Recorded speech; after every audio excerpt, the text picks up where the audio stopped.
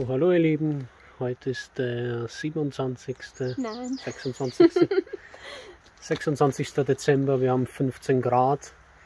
Wir sind jetzt mal kurz auf der Baustelle, wir werden das XPS vom Hänger abladen. Die Lene wird sich das Dachdeckmaterial anschauen, sie hat das noch nicht gesehen. Den Hänger nehmen wir mit, weil die Lene kriegt demnächst ein Motorrad. Das müssen wir abholen. Ja, viel mehr bleibt nicht zu sagen, als euch einen schönen Sonntag zu wünschen, weil ihr heute Sonntag ist. Also für euch und viel Spaß mit dem neuen Video.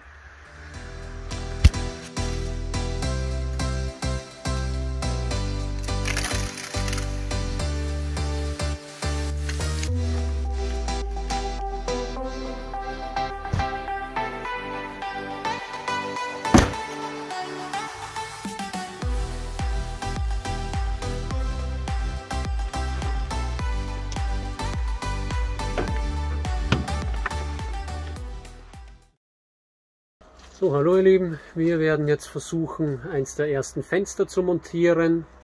Dafür haben wir den Flügel schon demontiert. Und mein Vater geht jetzt gerade mit dem Flügel nach vorn, mit dem Stock, mit dem Rahmen nach vorn. Ich nehme jetzt noch eine Bohrmaschine mit, einen Schaum und dann werden wir die Fensterdichtbänder kleben. Dann montieren wir den Rahmen. So, wir kleben jetzt gerade diese Dichtbänder an. Einmal außen, einmal innen. Und dann werden wir es entweder hier montieren oder hier. Je nachdem, in welche Richtung das Fenster öffnen soll, das schauen wir uns noch mal kurz an, wie das am Plan eingezeichnet ist.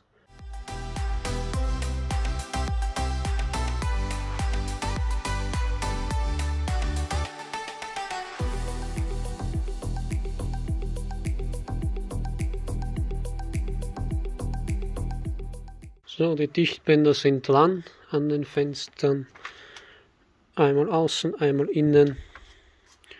Also können wir den Rahmen montieren. So, wir haben hier ein bisschen einen Saustall, aber dafür ist es das erste Mal, dass wir hier das Raumgefühl mitbekommen können.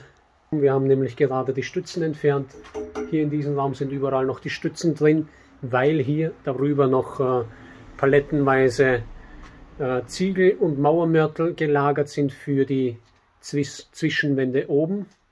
Das heißt, erst wenn die verarbeitet sind oder erst wenn hier unten die Stützwände stehen, können wir die ganzen Stützen entfernen.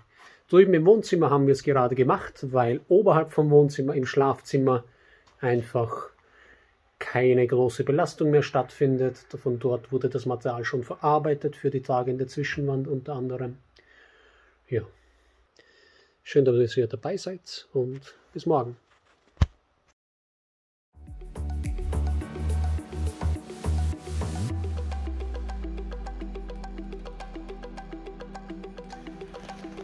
Guten Morgen, ihr Lieben. Guten Morgen. Es ist ein neuer Tag auf der Baustelle. Gestern haben wir damit aufgehört, indem wir hier die Steher entfernt haben und diverse Fensterrahmen nach vorn getragen haben. Heute werden wir als erstes einmal aufräumen. Hier ist schon länger mal ein Aufräumtag nötig. Ich werde mal alle Ritzen und Spalten noch mit PU-Schaum füllen, damit das Haus dann schon langsam auch dicht wird. Die Fensterrahmen sind übrigens da hinten. Die werden dann eingebaut hier, hier, hier, hier und hier. Und danach können wir eigentlich schon einheizen, also vorausgesetzt oben sind sie auch schon eingebaut, das wird dann auch bald passieren. Und deshalb muss da alles einigermaßen dicht werden, damit wir nicht umsonst heizen. Und darauf freue ich mich schon ganz besonders, weil bis jetzt muss immer meine Heizweste das ausgleichen, weil ich anscheinend irgendwie kälteempfindlicher bin, aber ja. Auf jeden Fall freue ich mich. Das ist normal. Dafür hat aber die Lene die Heizweste, gell? Genau. Und wenn es dann herinnen schön warm ist, ich glaube, dann ist man... Das ist eigentlich nochmal ein Meilenstein für uns, weil dann ist es warm, du kommst gerne her zum Arbeiten. Es hat schon ein bisschen ein wohnliches Gefühl durch die Wärme und dann wird auf jeden Fall viel vorangehen. Also, schön, dass ihr dabei seid. Viel Spaß bei dem Video. So, ich habe mir gerade Nachschub geholt aus dem Auto. Im Auto ist es noch schön warm. Hier haben wir nämlich minus 5 Grad. PU-Schaum sollte man bei 5 Grad verarbeiten. Aber solange die Dose zumindest Raumtemperatur hat, 20 Grad, kann man sie durchaus verarbeiten. Das ist jetzt nicht wirklich für die Fenster, sondern einfach nur um Spalten und Ritzen zu füllen. Also muss das auch nicht irgendwann einmal tragfähig werden, wie auch immer. Einfach nur reinblasen überall, damit es dicht wird. Das machen wir jetzt.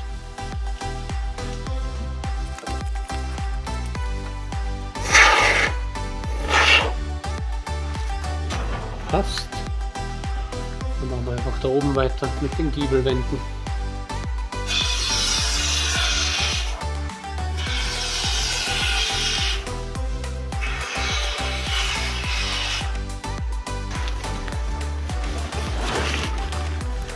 Ja, wie man sieht, ein Haufen Müll da. Ja, muss auch mal getan werden, weil wenn wir am Werken sind, dann haben wir meistens keine Zeit, dass wir das gescheit gleich sortieren. Deswegen müssen wir jetzt alles machen. Und meine Schwägerin hilft mir.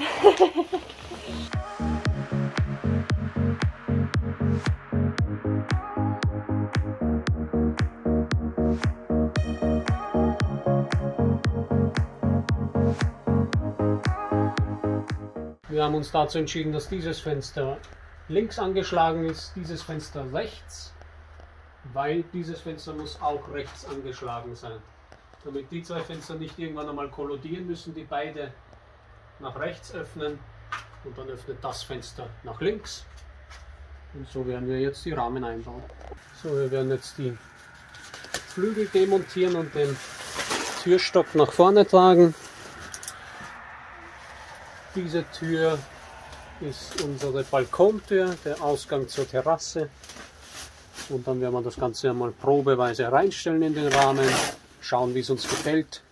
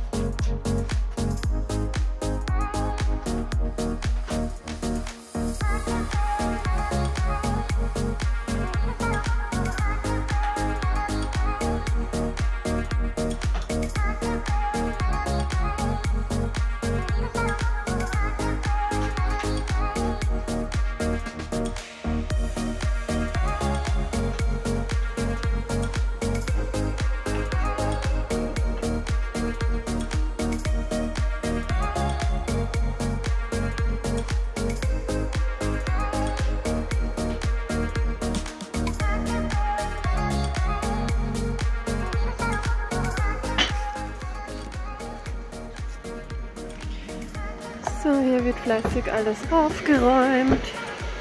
Hier wird Tee gemacht.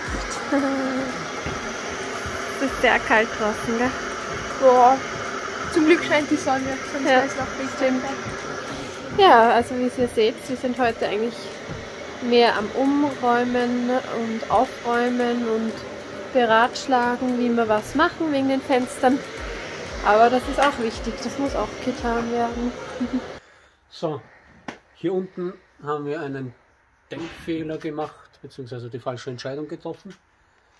Wir haben Rollläden zu jedem Fenster und zu jeder Tür. Die Tür ist 2 Meter hoch, also der Rollladen ist dadurch dicker, der Kasten des Rollladen. Ich habe mir gedacht, ich will diesen Kasten nicht aus der Fassade rausstehen haben, deshalb montiere ich ihn oberhalb der Tür, innerhalb des Ausschnittes. Ich habe aber nicht bedacht, dass damit dann das Fenster genauso weit runterrutschen müsste wie die Tür und damit wäre dann das Fenster einfach zu tief. Wir haben das jetzt einfach optisch einmal so zusammengestellt, Ja, so das wird sieht das man. Ganze ausschauen. Das funktioniert so also nicht. Das heißt, wir müssen jetzt einmal schauen, was würde eine neue Tür kosten, die genauso hoch ist wie das Fenster. Natürlich Tür mit längeren elektrischen Rollladen. Oder Wir rutschen mit dem Fenster ein Stück runter, rutschen mit der Tür ein Stück hoch und schieben den Kasten, den Rollladenkasten trotzdem nach außen. Und der wird dann aus der Fassade rausstehen. Warum muss er außen montiert sein? Warum kann er nicht in die Mauer rein? Das ist ein riesen Überlager dort, ein Unterzug, der quasi das halbe Obergeschoss trägt. Daher durften wir aus statischen Gründen keine Aussparung lassen in dem Unterzug. Deshalb geht sich auch der Rollladen nicht aus innerhalb der Fassade und würde überstehen. Ja, das sind halt Probleme, mit denen man halt irgendwie klarkommen muss. Das heißt, wir schauen jetzt einmal, wie viel kostet eine größere Tür. Wenn uns das Ganze zu teuer ist, dann rutschen wir mit den Fenstern tiefer, mit der Tür hoch, haben eine 12 cm Stufe, damit wir raussteigen durch die Tür. Und das ist ein Kompromiss, mit dem wir grundsätzlich leben könnten.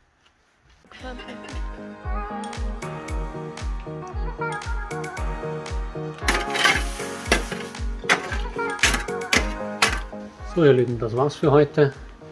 Ist ein bisschen was weitergegangen, hauptsächlich Aufräumarbeiten, und das ist gut, wenn wir da viele Leute sind. Mein Vater war dabei, mein Bruder und meine Schwester, natürlich wir zwei. So geht gleich das Aufräumen schneller. Ja, im Großen und Ganzen haben wir Vorbereitungen getroffen für diverse nächsten Arbeiten, die anstehen. Unter anderem wird hier dieser Raum geflemmt mit Bitumen, mit Teerpappe.